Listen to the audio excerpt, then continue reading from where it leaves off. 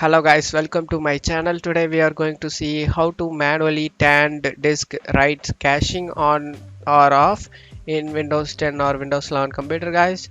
Just open the file explorer, select this PC, select your disk guys, right click on it and select properties, and in here you need to go to hardware tab and you just want to select whatever drive you want to enable or disable disk caching. Select it and select here properties, and in here you need to select the change settings.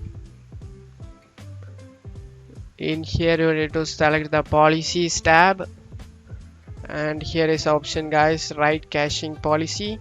Enable write caching policy on this device. Improve system performance by enabling write caching on this device, but a power outage or equipment failure might result in data loss or corruption.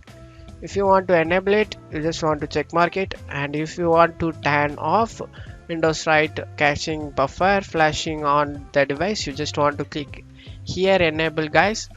I just want to enable it. For that I'm clicking OK and click OK. That's it, getting done. How can I change the setting for this? Click on it. This device not allowed write caching settings to be changed. So I'm in VMware guys, that's why I'm not getting it. You just want to turn it on like this and select apply and OK.